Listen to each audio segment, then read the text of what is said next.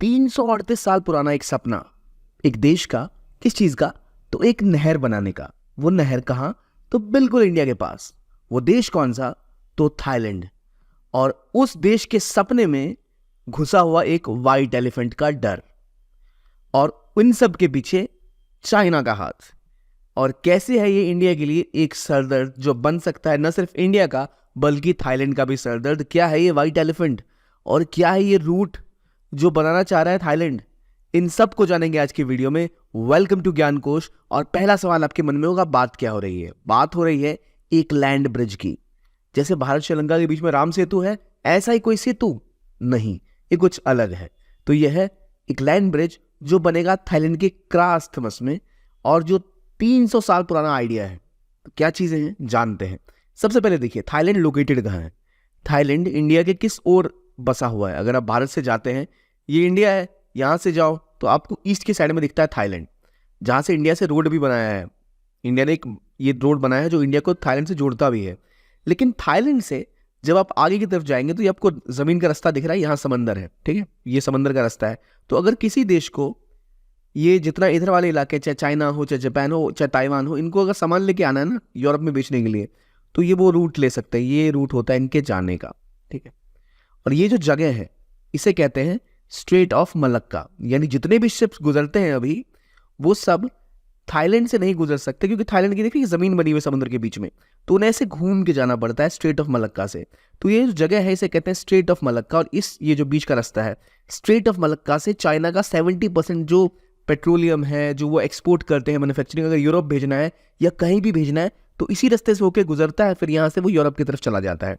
तो ये बहुत इंपॉर्टेंट स्पॉट है, इसे चोक पॉइंट भी कहते हैं, जहां पर बहुत खतरा रहता है। अगर कभी इंडिया चाइना के बीच में युद्ध हुआ तो इंडिया तो यहाँ से अपनी अंडमान निकोबार से अपनी आर्मी भेजेगा, नेवी भेजेगा, और इस रास्ते को ब्लॉक कर देगा। चाइना का सारा सामान चलना बंद हो जाएगा।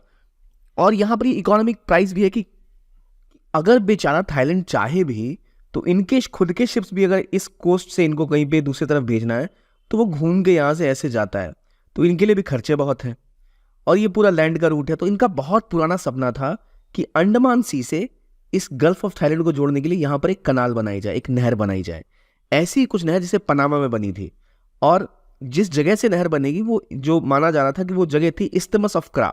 अब पहली बात, इस्थमस क्या होता है? देखिए, ये समुद्री रास्ता आपको दिख रहा है यहाँ, ठीक, यहाँ पर दो समुद्र के बीच में गैप है, तो ये इसे कहते हैं स्ट्रेट, जहाँ से आप निकल सकते हैं, ठीक है। लेकिन इस्थमस का मतलब होता है जब दो जमीन के हिस्से को एक छोटी सी जमीन की पतली सी पट्टी जोड़ती है, एक छोटा सा जमीन का हिस्सा जोड़ता है। यानी इधर भी पानी है, इधर भी पानी, और बहुत पतली सी एक जमीन का ब्रिज सा दिखता है, इसे कहते हैं इस्थमस। तो असल में इस्थमस, इधर भी जमीन, इधर भी जमीन, तीनों तरफ से पानी, तो यहाँ जो जमीन का हिस्सा है इसे हम कहेंगे इस्थमस। जो लैंड आप देखो तो असल में इस्थमस ऐसा दिखता है, यहाँ भी समुद्र है, यहाँ भी समुद्र है, ये दोनों जगह बस एक पतली सी जमीन की इस टुकड़े से जुड़े हुए हैं। यानी एक ब्रिज की तरह काम करता है दो जमीन की सतहों के बीच में। तो अगर आप थाईलैंड में देखो तो यहाँ आपको दिखेगा कि ये पूरा आइलैंड का ये हिस्सा और ये हिस्सा असल में बस पतली पतली सी जमीन की परत से जुड़ा हुआ है।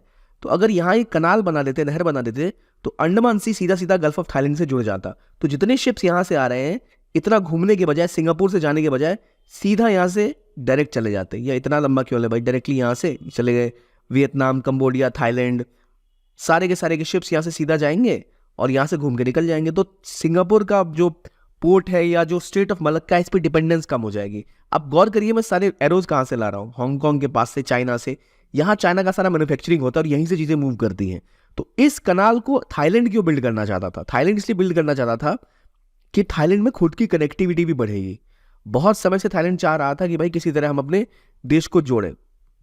जो कनाल का रूट था, ये क्रा कनाल बनता, तो ये रूट आराम से इस स्ट्रेट ऑफ मलक्का की जगह एक नया ऑप्शन प्रोवाइड करता अपने इसके खुद के शिप्स को आने जाने के लिए, और ये बहुत बड़ा एक ट्रेड रूट डेवलप कर देता थाईलैंड के लिए। तो ये 338 साल से पहले जब अयूथा अंपायर हुआ करती थी थाईलैंड में, तभी इनका सपना था ये बनाने का। लेकिन ये सपना पूरा नहीं हो पाया क्योंकि इसकी कॉस्ट बहुत ज़्यादा थी और बहुत मुश्किल था इसे बिल्ड करना, और बहुत खतरनाक हो सकता था। अब आगे बढ़े इससे पहले आपके लिए एक अनाउंसमेंट मेरे पास कि यूपीएससी की अगर आप तैयारी करना चाहते हैं तो ओनली आईएएस फिजिक्स वाला आपके लिए लाए एक विशेष ऑफर। जो ऑनलाइन कोर्सेज 25,000, 50,000, 1 लाख में दुनिया भर में आते हैं, वो आपके लिए अभी केवल 11,000 में उपलब्ध है। इसमें आप टाइटन बैच ज्वाइन कर सकते हैं या फिर संकल्प बैच ज्वाइन कर सकते हैं। टाइटन एक कंप्लीटली इंग्लिश ओरिएंटेड बैच है, जबकि संकल्प इंग्लिश बैच है, हिंदी इंग्लिश मिक्स, जैसे हम ये वीडियो कर रहे हैं। अगर आप दिलचस्पी है, आप प्रिपरेशन करना चाहते हैं, तो ये बहुत ही कॉस्ट इफेक्टिव तरीका है इसको प्रिपेयर करने का। लिंक्स आपको हमारे कमेंट सेक्शन में पिन भी मिल जाएंगे या डिस्क्रिप्शन पे भी मिल जाएंगे, जहां से आप चाहे तो उसे ज्वाइन कर सकते हैं। एक बार देखिए जरूर क्या है आपके लिए नया टाइटन और संकल्प का हमारा प्लान, जो आपको बहुत फायदा दे सकता है अपनी यूपीएससी की प्रिपरेशन में। आगे बढ़ते हैं और हम बात करते थे थाईलैंड में जोड़ने की बात, कि भाई बहुत महंगा पड़ता है ये कनाल बिल्ड करना, और ये सपना जो था 338 साल पुराना, ये बन नहीं पाया कि भाई एक रूट बनाएंगे सी का, क्योंकि बहुत महंगा पड़ता है और बहुत यहाँ जो रूट है वो एरिया पूरी तरह तबाह हो जाता है एनवायरमेंटली। तो लेकिन बात ये हुई कि अभी जो प्राइम मिनिस्टर है थाईलैंड के, उन्होंने कहा क्यों ना हम इस कनाल की जगह एक नया चीज बनाए जो होगा कि लैंड ब्रिज। यानी अब थाईलैंड ये सोच रहा है कि जो क्राफ इस्थमस है, इस जगह का नाम क्रा है, इस्थमस मतलब जो इसको जोड़ता है जमीन से, यहां पर हम कनाल बनाने के बजाय एक लैंड ब्रिज बनाए। तो लैंड ब्रिज क्या होती है? तो देखिए यहां पर एक पोर्ट है बनेगा, इस साइड एक पोर्ट इधर बनाएंगे और यहां पर एक रेलवे लाइन बना देंगे। तो जो इजीली यहाँ पे पोर्ट्स आए, यहाँ से गई रेलवे लाइन तुरंत काम करेगी और एक बहुत बड़ा मेजर पोर्ट होगा दोनों साइड, और इनको कनेक्ट करने के लिए एक लाइन बनेगी। तो कनाल नहीं बनेगा बल्कि एक रेल और रोड ब्रिज टाइप का बना देंगे, ताकि इजीली शिप्स यहाँ आए, इजीली आई जाए और कोई दिक्कत ना हो। तो ये इन्होंने एक नया प्रोजेक्ट सोचा है, इसे कहते हैं हम लैंड ब्रिज, जो थाईलैंड को कनेक्ट करेगा। इसके इन लोगों ने 2 पोर्ट भी सोचे हैं, रेनोग पोर्ट और चुम्पॉन पोर्ट। यानी कोई शिप्स यहाँ से आए, यहाँ पे रुके और यहाँ से रेलवे लाइन लेके या रोडवेज लेके सीधा वो सामान जल्दी से यहाँ पहुंचा और फिर यहाँ से चला जाएगा। तो इससे ना किसी भी शिप को ये नीचे से घूम के सिंगापुर से नहीं आना पड़ेगा। सीधा मिडिल ईस्ट अगर आपको इंडिया जाना है, अफ्रीका जाना है, तो आप सीधा यहाँ से अपने शिप्स लेके आओ, पार्क करो, इजिली आप यहाँ से क्रॉस करो, वो शिप से दूसरा शिप लेगा और सीधा उसको लेके चला जाएगा। तो इससे 3-4 दिन भी बचेंगे और केवल 90 किलोमीटर का डिस्टेंस होगा इन दोनों पोर्ट्स के बीच में। तो इतना लंबा सफर करने के बजाय 90 किलोमीटर का शॉर्ट डिस्टेंस होगा लैंड, और आप रेल ब्रिज का इस्तेमाल करते हुए इजीली इसको ट्रांसपोर्ट करा के गल्फ ऑफ अंडमान में ला सकते हो, जहां से मूव करेगा। अच्छी बात है, आपको व्यापार बढ़ेगा। गल्फ ऑफ थाईलैंड, ये जो स्टेट ऑफ मलक्का है, यहाँ जो भीड़ रहती है ये भी नहीं होगी, बल्कि आपको कनाल भी नहीं बनाना पड़ेगा। तो जो खतरा था समुद्र को वो भी नहीं होगा और लैंड ब्रिज बना रहेगा, लैंड वैसे का वैसे रहेगा, एक सुविधा मिल जाएगी पोर्टिंग की। लेकिन दिक्कत क्या है? दिक्कत है इसका कॉस्ट।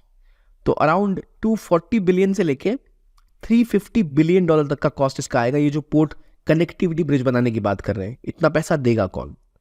और इंडिया के लिए सर का दर्द क्यों है ये?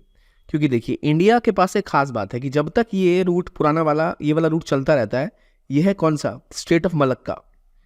यहां से चाइना को सरदर्द ये है कि पास में अंडमान निकोबार है, अंडमान सी है ना ये, तो यहाँ इंडियन नेवी का एक पूरा फ्लीट है, कभी भी भाई साहब आके इसको ब्लॉक कर देंगे। पूरा का पूरा ये रूट इंडिया के आसपास से गुजरता है, इंडिया की नज़र इसके ऊपर रहती है और चाइना के लिए बहुत इंपॉर्टेंट सी रूट है ये।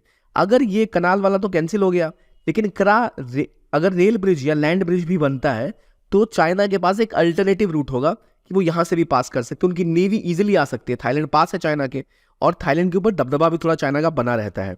तो इसीलिए वो चाहते हैं कि कंबोडिया के ऊपर उनका कंट्रोल धीरे धीरे बढ़ रहा है, म्यांमार के ऊपर कंट्रोल बढ़ रहा है चाइना का। कैसे? इन्वेस्टमेंट के थ्रू, बहुत ज़्यादा लोन्स दिए हुए हैं, बहुत डिपेंडेंट है कंट्रीज चाइना के ऊपर। तो वो भी चाहते हैं कि एक एडिशनल रूट अगर मिल गया ना ईस्ट एशिया की तरफ चाइना को, तो एक रूट तो है ही, वहां पे खतरा हो सकता है इंडिया के दबदबा बनाने का, ये एक दूसरा रूट बन जाएगा। फिर थाईलैंड को और थोड़े पैसे देके इनको फंसा के रखेंगे और ये रूट पे हम अच्छी तरह ऑपरेट करेंगे। ये है किसका सपना? चाइना का। और इंडिया को इससे लगता है डर कि अगर कल को 2 रूट इन्होंने बना लिए तो इंडिया के आसपास Myanmar, Thailand, Cambodia, Laos, Sri Lanka, हर जगह तो पहले ही कब्जा जमा के बैठे हैं ये। इनका बेल्ट एंड रोड इनिशिएटिव दुनिया को जोड़ने की पहले इनकी फिराक में है ये, और ये नया रूट अगर बनता है तो शायद थाईलैंड भी इनके दबाव में आ सकता है। और जो 350 बिलियन, 240 से लेकर $350 बिलियन का जो खर्च है, इसके लिए थाईलैंड के प्राइम मिनिस्टर ने कहा कि हम लोन्स के लिए देखेंगे और ये ब्रिज बनाएंगे। दिक्कत ये है, लोन कौन देगा? तो अभी तक ऐसा लग रहा है कि श्रीलंका की तरह ये भी लोन लेंगे। किससे? चाइना से, क्योंकि चाइना ने बहुत दिलचस्पी दिखाई है। उन्होंने कहा एक बार ये बन के तैयार हो गया ना तो फिर तो गया स्टेट ऑफ मलक्का, गया सिंगापुर का पोर्ट, गया श्रीलंका का पोर्ट, केवल आपका पोर्ट चलेगा, आपके शिप्स चलेंगे, आपका देश एकदम तरक्की करेगा। उन्होंने कहा ठीक है भाई, कितने पैसे दोगे? जितने लगेंगे हम लगा देंगे। तो अच्छी बात है, पोर्ट बन के तैयार हो जाएगा। लेकिन इसके लिए थाईलैंड के साथ दिक्कत क्या है, और व्हाइट एलिफेंट जो मैं लेके आया था वो कैसे आ गया? अब समझिए पहले कि सबको डर है कि ये अगर बनता है तो ये व्हाइट एलिफेंट बन सकता है। और व्हाइट एलिफेंट क्या? ये ऐसा नहीं जो एक व्हाइट एलिफेंट आपको दिख रहा है, असल में ये एलिफेंट भी व्हाइट नहीं है। इस एलिफेंट के ऊपर राख घस दी है तो ये सफेद सा दिख रहा है आपको। एलिफेंट नॉर्मल सा है। तो व्हाइट एलिफेंट मतलब ये हाथी नहीं। व्हाइट एलिफेंट का मतलब होता है एक ऐसा प्रोजेक्ट जो इतना महंगा है कि वो एक हाथी की तरह, जिसको मेंटेन करना बहुत मुश्किल है। यानी एक हाथी अगर आप पालते हो ना, उसको हर दिन खाना देना पड़ता है, उसकी मेंटेनेंस करनी पड़ती है, बहुत बहुत खर्चीला काम है हाथी पालना। तो अगर आप एक ऐसा प्रोजेक्ट बनाओ जो देखने में तो बहुत विशालकाय है, सुंदर है, आपकी इज्जत बढ़ा देगा, प्रतिष्ठा बना देगा, लेकिन दिक्कत ये कि वो एक महंगा प्रोजेक्ट है जो वायबल नहीं है। आपके पास खिलाने को कुछ है नहीं, और क्या काम है, हाथी देखने के लिए है बस, कुछ कर तो देगा नहीं आपके लिए, पैसे तो कमा के दे नहीं देगा आपको, मेंटेनेंस अलग करनी पड़ रही है। तो उस प्रोजेक्ट को कहते हैं व्हाइट एलिफेंट प्रोजेक्ट। उसे कहते हैं the project has turned white elephant, यानी एक सफेद हाथी की तरह हो गया है, जिसको मेंटेन करना बहुत महंगा पड़ रहा है और कोई फायदा भी हमें हो नहीं रहा। तो इससे पहले चाइना ने ऑलरेडी कई देशों में जो प्रोजेक्ट चलाए हैं, स्पेसिफिकली रिसेंटली नेपाल में एक जगह है पोखरा, वहां पर एक इंटरनेशनल एयरपोर्ट बिल्ड किया था चाइना ने अंडर इट्स BRI इन्वेस्टमेंट, और वो प्रोजेक्ट असल में व्हाइट एलिफेंट बन चुका है। यानी अब उस एयरपोर्ट से ना प्लेन्स लैंड करते हैं ना प्लेन्स जाते हैं, क्योंकि इस रूट पे जरा जहाज उड़ते ही नहीं है पहली बात।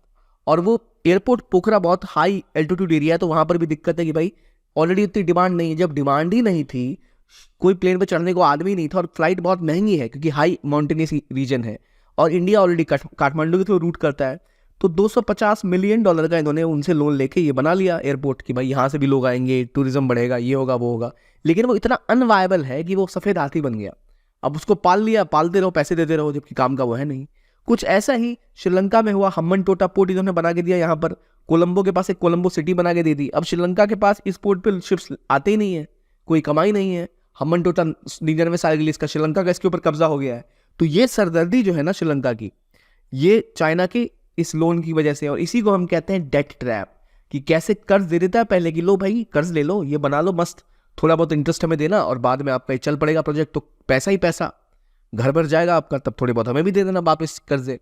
लेकिन उस कॉन्ट्रैक्ट में लिखा होता है कि भाई अगर आपने 2 साल इंटरेस्ट नहीं दिया या 3 साल इंटरेस्ट नहीं दिया, तो ये प्रोजेक्ट फिर हमारे लिए हमारा हो जाएगा 100 साल तक के लिए, 50 साल के लिए, इतने सालों के लिए। यही हुआ हम्बनटोटा के साथ, यही हुआ कोलंबो के साथ। अब इंडिया को डर ये है कि भाई ये अगर ब्रिज बन गया यहाँ और थाईलैंड पैसे ना चुका सका, तो जो पोखरा के साथ हुआ है कि पोखरा में जो फ्लाइट नहीं हो रही है, तो प्राइम मिनिस्टर इंडिया आगे कह रहे हैं कि भाई हमें और रूट दे दो, हमारे लिए कुछ कोई प्लेन्स की रूट बना दो वहाँ से, ताकि हमारे और प्लेन्स आए तो एयरपोर्ट वायबल हो जाए। श्रीलंका को हम पैसे दे रहे हैं, कल को थाईलैंड भी उस पंगे में ना फंस जाए। और ये तो बहुत ज़्यादा स्ट्रेटेजिकली इंपॉर्टेंट जगह है, जहाँ से अगर लैंड ब्रिज बनता है और चाइना की प्रेजेंस यहाँ रहती है, तो यहाँ से वो अंडमान सी पे नजर रख सकते हैं, बे ऑफ बंगाल में नजर रख सकते हैं, इंडिया पे नजर रख सकते हैं। और इंडिया के पास जो भी एडवांटेज है कि स्टेट ऑफ मलक्का से इनका गुड्स पास होता है, तो हमें पता है कि यहाँ हम कभी भी इनको चोक कर सकते हैं, वो शक्ति भी भारत की जाती रहेगी। इसलिए ये जो नया रूट डेवलप हो रहा है, इससे इंडिया को भी टेंशन थोड़ी सी है, लेकिन व्यापार ट्रेड के लिए शायद हो सकता है बेहतर हो जाए। तो ये वजह है इसलिए कि जो स्टेट ऑफ मलक्का की जगह नया रूट बनने वाला है, जहाँ चाइना का एक बहुत बड़ा रोल है अपना हित देखते हुए, लेकिन थाईलैंड के लिए वो एक व्हाइट एलिफेंट बनकर निकल सकता है। पर समस्या इतनी सी नहीं है, थाईलैंड को ये भी देखना है, थाईलैंड के बहुत क्लोज संबंध है चाइना से, लेकिन अमेरिका और जापान से भी बहुत अच्छे संबंध है थाईलैंड के। अब अमेरिका जापान को क्या बोलेगा भाई, वो देश वो तो इतना पैसा देंगे नहीं फ्री में, क्योंकि ये प्रोजेक्ट कोई सेंस बना नहीं रहा। तो अब थाईलैंड को देखता होगा कि कैसे वो बैलेंस बनाता है, और क्या ये लैंड ब्रिज सच्चाई बनती भी है नहीं। देखेंगे आगे क्या होता है इसके ऊपर। ये था आपके लिए वीडियो, आई होप आपको अच्छा लगा हो। देखते रहिए Gyankosh and have a nice day.